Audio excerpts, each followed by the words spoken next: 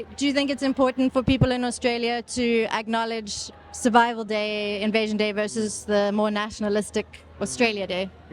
It's important because people have this misconstrued idea that you can't have pride as an Australian and talk about this day without it being, you can either be a nationalistic person or a person who is coming here today to stand in solidarity with our Aboriginal brothers and sisters. No pride! No pride! No pride in genocide! I'm here because as a white person, I am living on stolen land, and to celebrate anything else than a justified dispossession of this land is a travesty. I am proud in many ways to be an Australian, but the Australia that is popularised in national consciousness is not the Australia that I resonate with.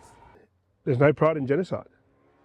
I mean, that's what invasion means. That's what Australia Day means. Invasion Day is today. I understand Australia Day has had many, many dates. And I don't even think it's the anniversary of colonisation. This land was violently taken and it is the site of genocide. During colonisation, it was a deliberate act of genocide and getting rid of us. Decolonisation to me is understanding what took place with the invasion when white people first came to this country. Whether you're in South Africa, whether you're in Australia or whether you're in America. It's all the same principle, which is you just turn up with a bunch of ships and a bunch of people, all with guns, and say, well, we're here now and you can clear out.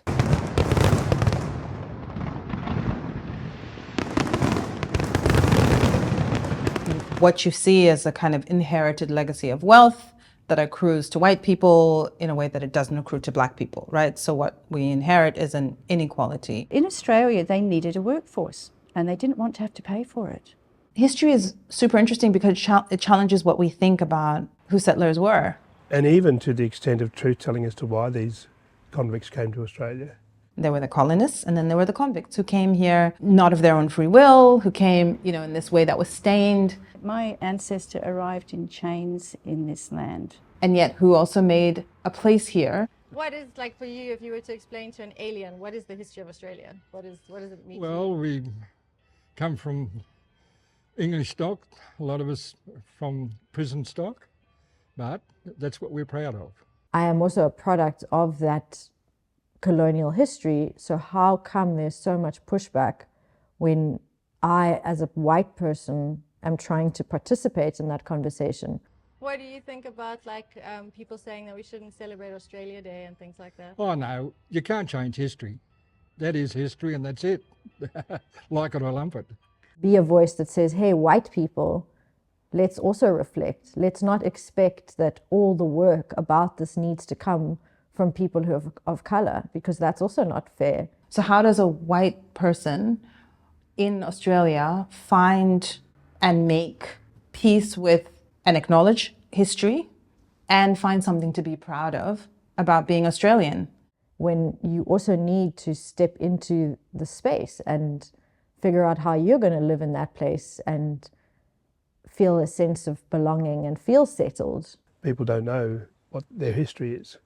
So if you don't understand your history, you don't know how to move on from that and look at remedies to look at solutions so that we're all equal. My sense of belonging is very much bound up with my profound sense of what it cost and to who the cost was and how profound that is. But I can't say that I'm proud to be an Australian because the modern state, which is only 150, 200 years old, has done so much to undermine the sovereignty of Aboriginal people. So I can't be proud of that. So how do we find a language that allows me to find common cause solidarity and say I'm part of some nation, right, that has that lineage?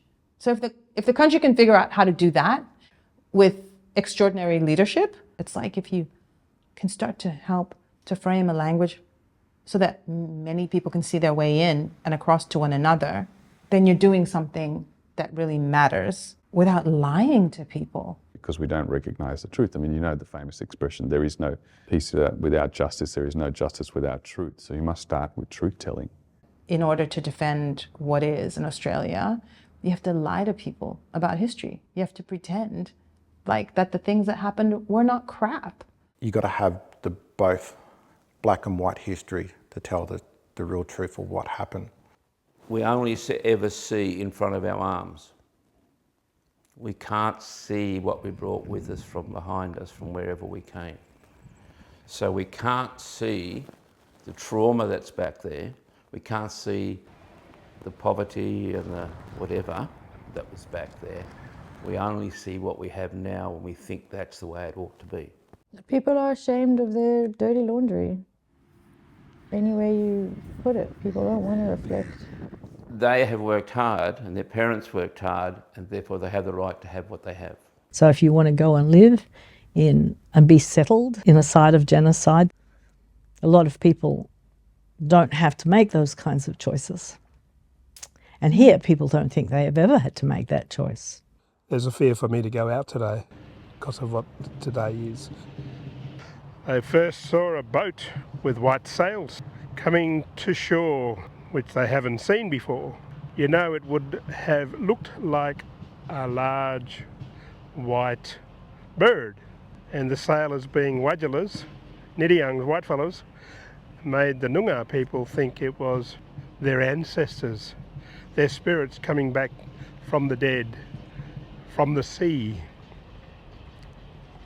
Since our birth, we are socialised into whiteness. That means all the things that we are complicit in, whether it's the freedom of movement I get, all the things that I won't get stopped in a street, I won't know that I'm not going to draw police presence. I know that when I go into a job, I'm not worrying about my skin colour. All these things that I think people need to consider, that looking internally within oneself and understanding how your whiteness operates within broader systems is so imperative. There's so much we don't know. There's so much mystery out there. And what we have to help white people do is discover that mystery. And it's not about this utilitarian spirituality that says house, car, 2 holidays overseas every year, my children goes to private schools. It's not that. There is more to it.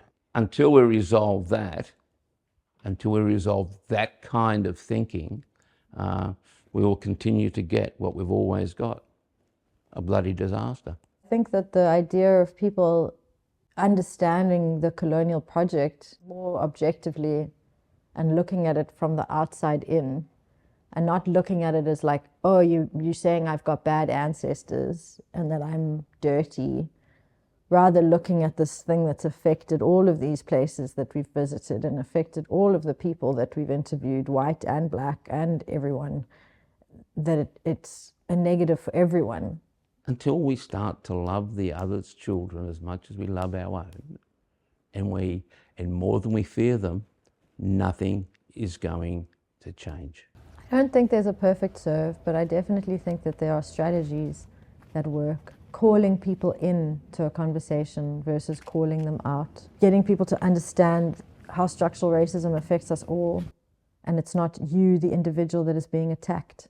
There is a process of self-reconciliation that has to happen to allow people to get to that place.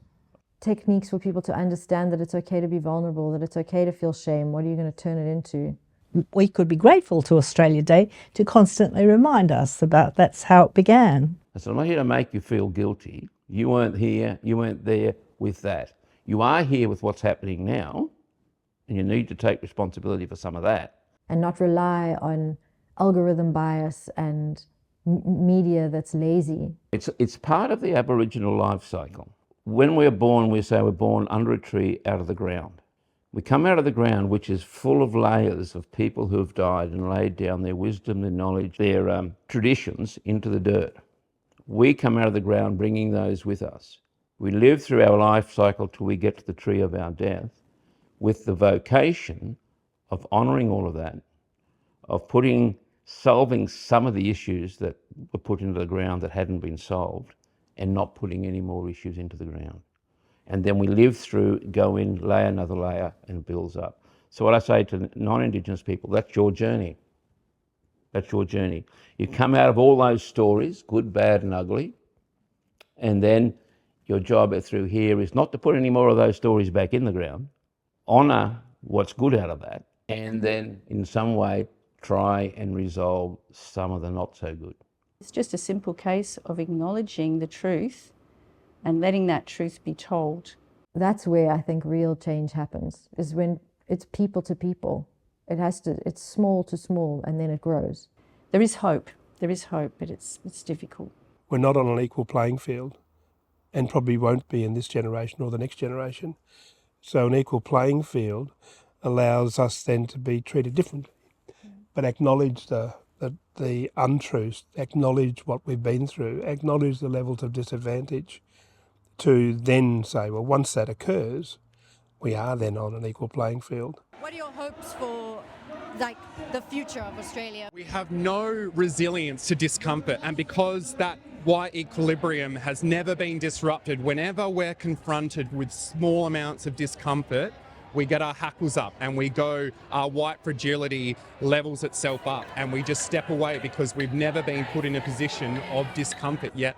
It's through that vulnerability and dialogue of actually seeing how privilege has played out for us that we begin to undo ourselves, and in that undoing we can understand what it means to actually belong on this country. At the moment the settler is getting much unsettled, which is a good thing.